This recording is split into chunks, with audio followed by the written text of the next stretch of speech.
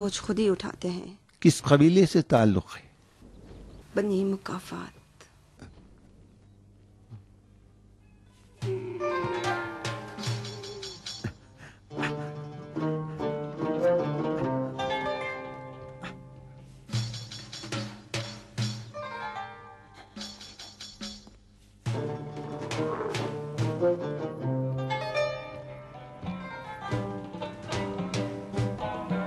بھائی ہم سے کیا چاہتے ہو تم؟ کچھ نہیں.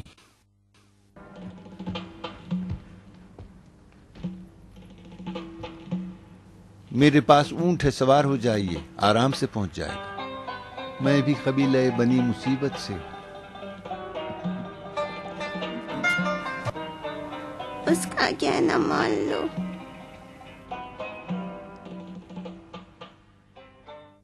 زوجتك نفسي على الصداق المعلوم. قبلت.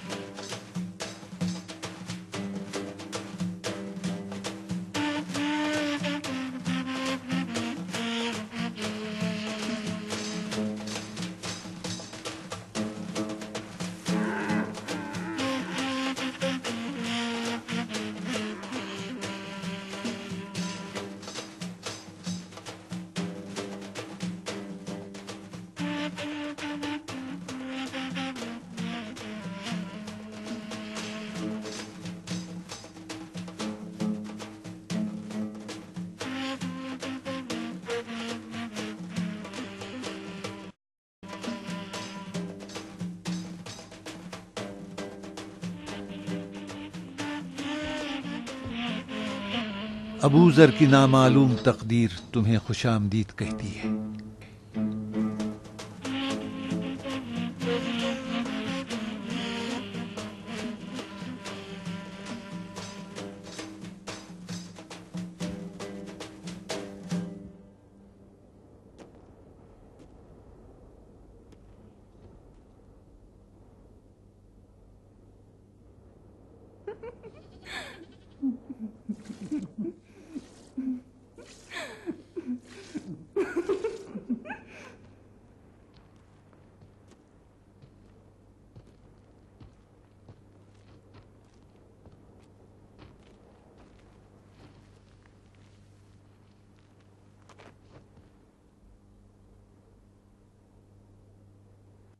تم تنہائی سے تنگ نہیں آئے؟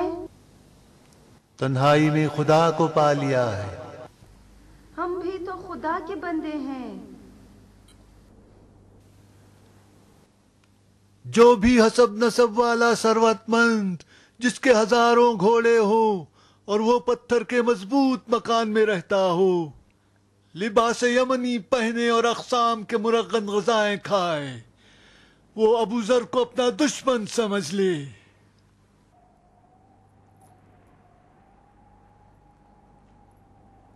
اے لوگو، یہ بات اچھی طرح سمجھ لو کہ فقر دریچے سے داخل ہوتا ہے اور ایمان کے دروازے سے باہر نکل جاتا ہے. اس نے بیعت توڑی ہے، حدیثیں گڑھی ہیں، جھوٹی باتوں کو پیغمبر کی طرف منسوب کیا ہے، حکم خلیفہ پر اعتراض کیا ہے.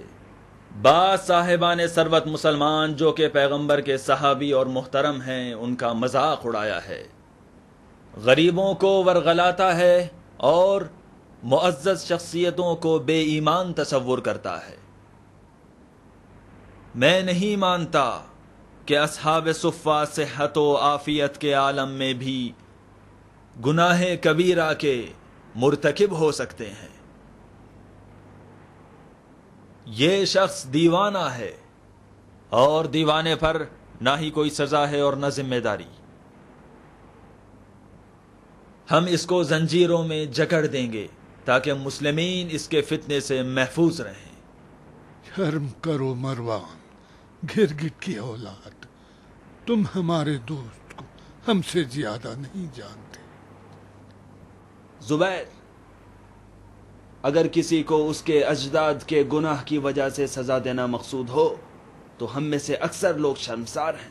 ابو ذر غفاری قبیلے کے ڈاکوؤں کے خاندان سے تعلق رکھتا ہے، خود ڈاکو ہے یا نہیں کیا معلوم، لیکن انسان اپنی اصلیت کی طرف مائل ہوتا ہے۔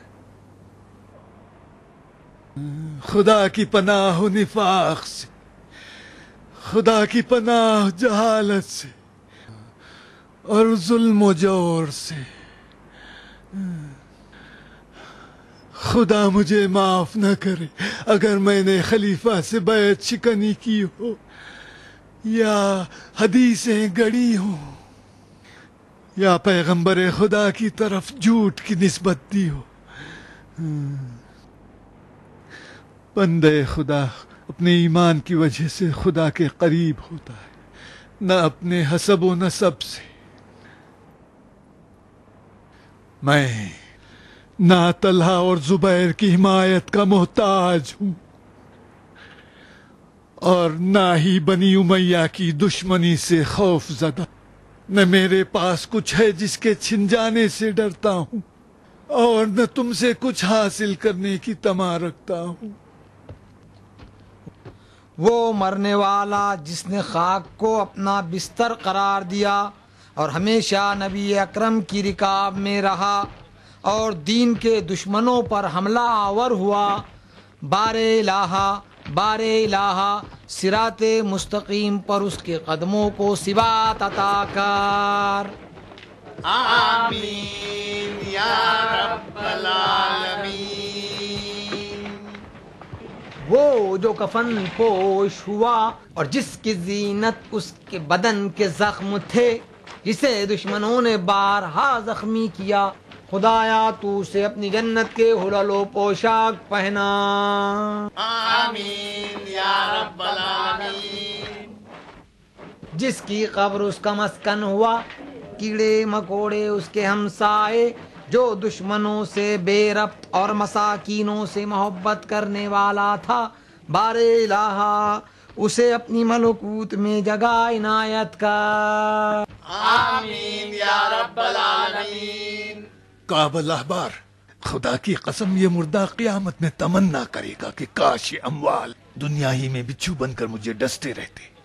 ابو ذر، مرنے والا بیچارہ مجبور ہے، اس کا تکیہ مٹی کا ڈھیلا اور اس کی قبر زندان ہے، اب اس سے دشمنی نہ کرنا۔ جان لو کہ وہ اب اپنی وارثوں کی خیرات پخیرہ اور اپنی دعاؤں کی محتاج ہے۔ ایک دن ہم بھی دعاؤں کے محتاج ہوں گے۔ عجب، کاش یقین رکھتے کہ قبر جسم کے لیے گھر ہے اور تندرست جسم زیادہ کیڑے پیدا کرتا ہے۔ کعب، سزا اور جزا اپنے کردار سے ہے، نہ کہ وارث کی خیرات یا دوست کی دعا سے۔ بس تم اپنے کردار کا خیال رکھو، اس مردے کے وارث کو اس کے لیے خیرات کرنے دو۔